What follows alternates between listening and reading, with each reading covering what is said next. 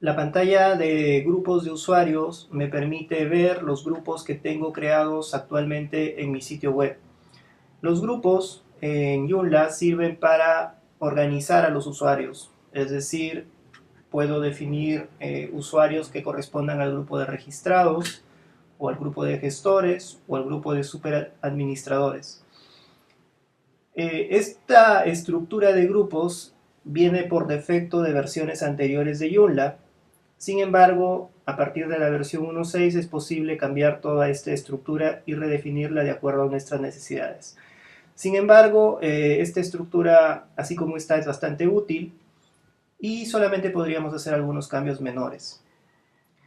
Esta parte, desde registrado hasta publicador, son los usuarios que por defecto, o son los grupos de usuario que por defecto se conectan al frontend del sitio.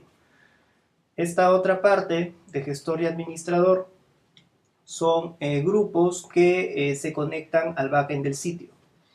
El superusuario también es un grupo separado que se conecta al backend del sitio. El grupo invitado es un grupo nuevo a partir de versiones actuales de Joomla y el grupo público es el grupo principal. Todos estos grupos están sobre el grupo público. La estructura que tenía Joomla anteriormente es la siguiente. El publicador tiene mucho más permisos que el editor y el editor tiene mucho más permisos que el autor. Es decir, en este caso el que está más anidado tiene mucho más permisos.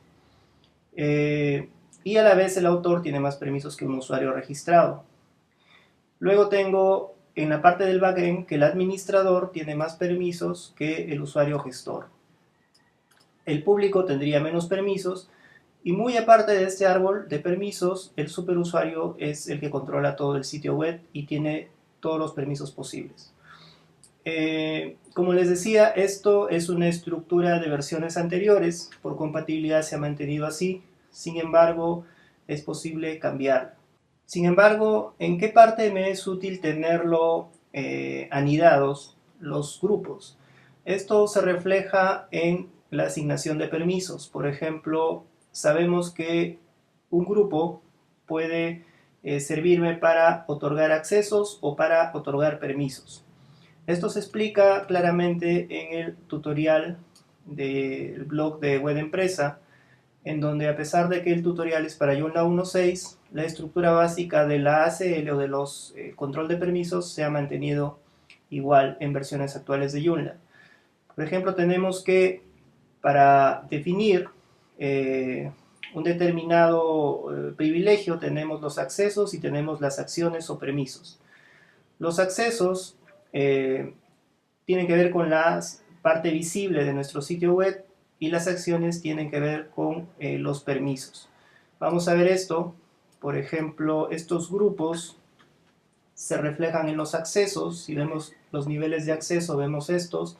Y si ingresamos a alguno de ellos, por ejemplo, vemos que el nivel de acceso tiene asignado estos grupos.